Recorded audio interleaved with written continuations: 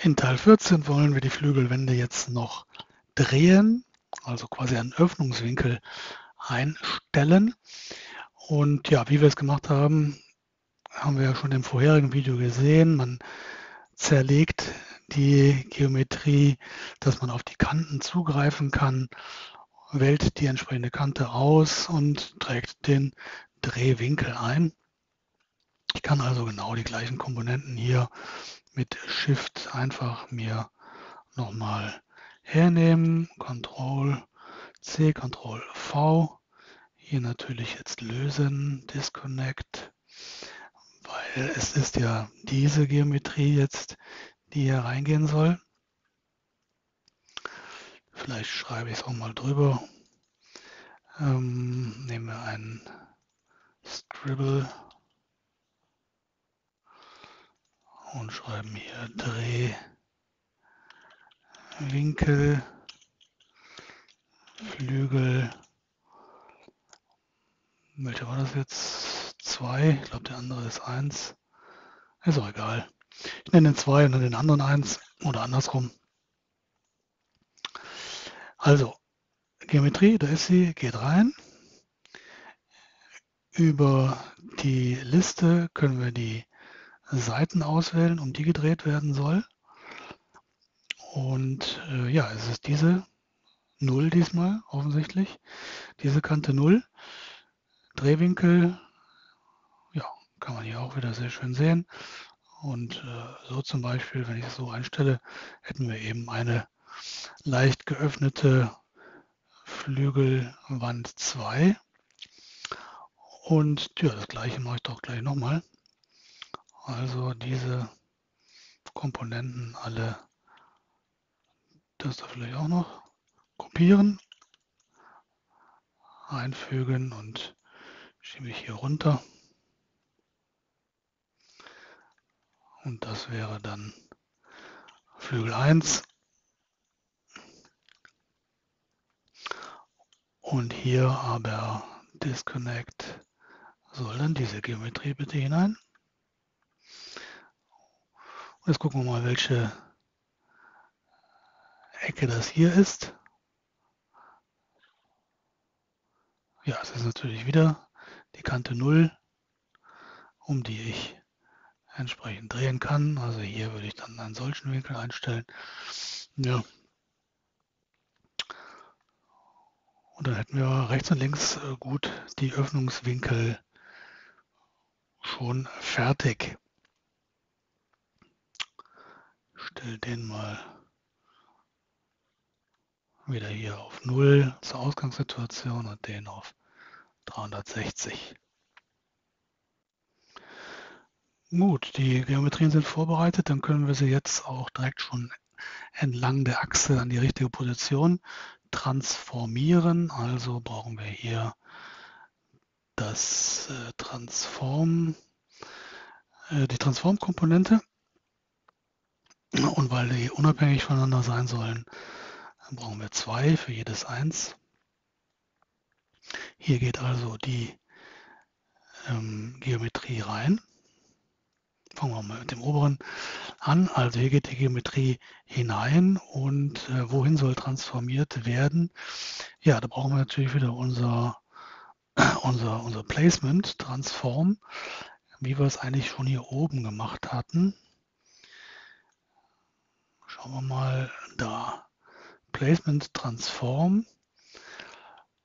Und genau, wir wollen ja wieder an die Stelle 50,5.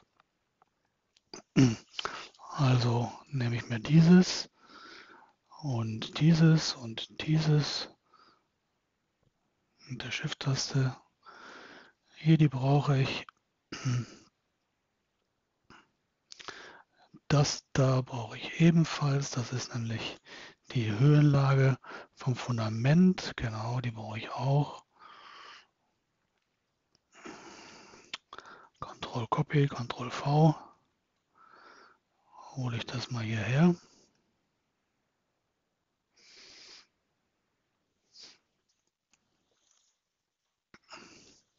So ein bisschen zurechtschieben. Ich schiebe es erstmal darüber und mache hier mal ein bisschen Platz.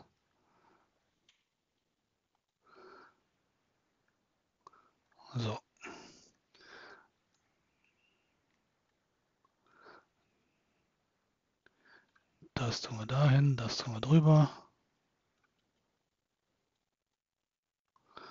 Okay, also gucken wir, was wir hier haben und brauchen.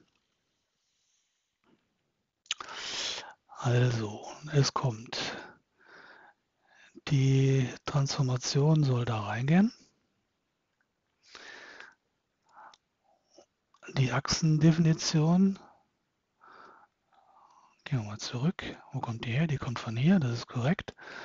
Und für den wollen wir durch Doppelklick hier auch mal direkt ein Relay dran machen und das geht dann zu den Flügelwänden.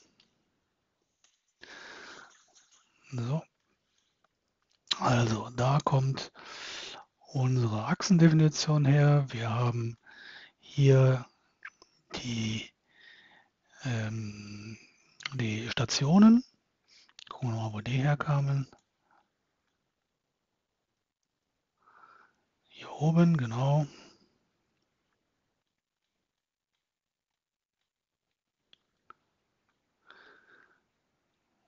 Das waren die Stationen. Dann haben wir hier den Verschiebevektor. Da mache ich natürlich mal hier Disconnect und Disconnect. Das sind nämlich diese beiden X und Y, die reingehen wollen. Und Z müsste ja jetzt die Höhenlage des Fundaments sein. Gucken wir mal, ob das korrekt ist. Genau, Höhenlage des Fundaments kommt hier rein. Das sieht gut aus. Ja, schauen wir mal, wo wir denn gelandet sind. Oh, sieht da sehr schön aus. Muss man gerade F5 drücken, da war irgendwas nicht aktualisiert. Also da ist wieder unsere Brücke. Ja, sieht doch ganz vernünftig aus. Gucken wir mal im Grundriss. Da ist jetzt die Flügelwand angekommen, hier über Transform. Genau. Und wenn wir jetzt mal die Höhenlage hier ändern, ja, genau, dann geht das Fundament mit der Flügelwand nach oben und unten. Super. Okay, das war die eine.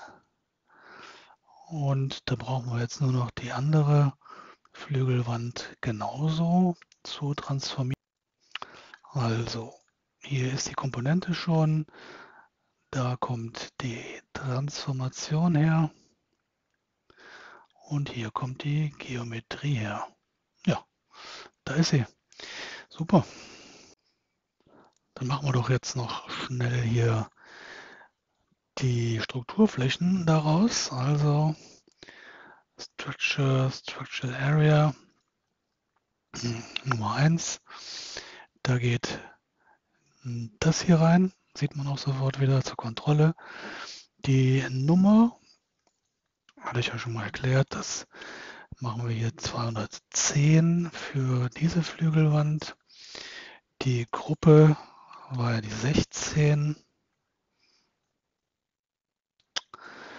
Dicke, machen wir mal 0,3, also 30 Zentimeter. Und ja, Material werde ich dann ja nochmal erklären, ist Material 1. Ja, sieht man auch schon an der Farbe. Diese Seite ist fertig und dann Ctrl+C, Ctrl+V. Aber hier Disconnect und die soll da rein. So, und dann müssen wir hier natürlich auch einmal Disconnect machen.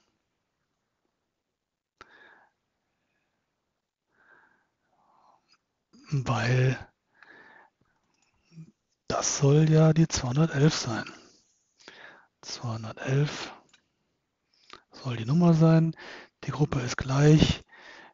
Dicke ist gleich und die Materialnummer ist auch gleich. Gut, ich denke, das war's. Das dürfte auch unsere komplexeste Geschichte gewesen sein, die Flügelwände. Wollen wir ja mal gruppieren und fertig.